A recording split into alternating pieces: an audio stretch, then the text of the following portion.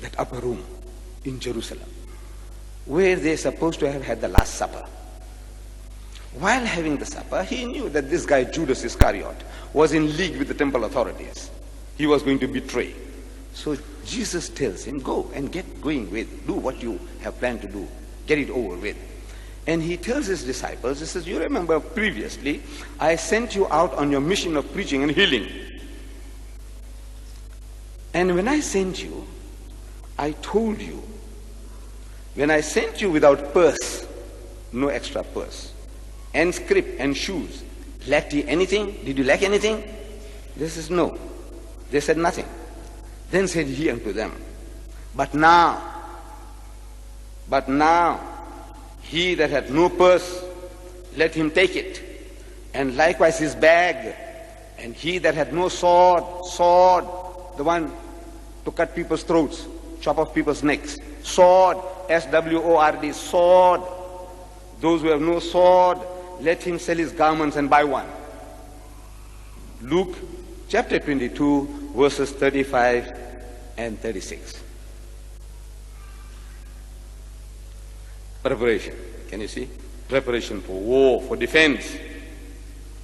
That march had failed, and now trouble is brewing. In that upper room, there would be sitting targets for the Jews. So he takes his disciples in the middle of the night, midnight, and he walks them 5 miles out of town to a place called Gethsemane, an olive press, a courtyard, stone walls. And he puts 8 of his devoted disciples, these disciples who were beating their breast in that upper room. He said, Master, anything happens to you, we are prepared to die for you. Master, we are prepared to go to prison for you. Determined lot. Armed to the capacity what the circumstances would allow. Armed to the teeth. And he puts 8 of his devoted disciples at the gate. He says, sit ye here while I go and pray yonder. I, alone, I'll go and pray beyond. You sit here at the gate. Watch with me. I said, watch what? What is there to watch in the middle of the night in Gethsemane, olive press? There's nothing there to watch. No, keep guard, because the Jews were after his blood. They'll be coming for him. So you keep guard here. 8 at the gate. And he takes with him Peter and the 2 sons of Zebedee, Peter the rock. And the 2 sons of Zebedee described as sons of thunder in the book, in the Bible.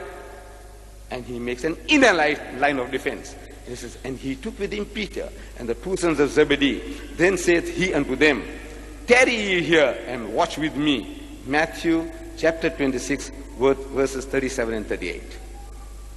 And he goes a little further and prays to God for help. And he goes a little further and falls on his face and prays to God. He said, O my Father, if it be possible, let this cup pass away from me, meaning remove the difficulty from me, but not as I will, but as thou wilt. As a good Muslim, he submits his will to the will of God. If you want me to die, I don't mind, but oh my Lord, save me. And being in an agony, we are told by Luke chapter 22 verse 44, and being in an agony, he prayed more earnestly, and his sweat was as if it were great drops of blood falling down to the ground. A man of God, a true man of God, a righteous servant of God, crying with such agony. You think the God of mercy wouldn't hearken to his prayer? When he said that you ask and ye shall receive, seek and ye shall find, knock and it shall be opened unto you. So whosoever asketh receiveth, and he that knocketh shall be opened unto him. He said, which man is there of you that if his son will ask for bread, he will give him a stone, or if he asks for fish, he will give him a snake? Is there? The Father in heaven, the loving Father in heaven, would he do that? No.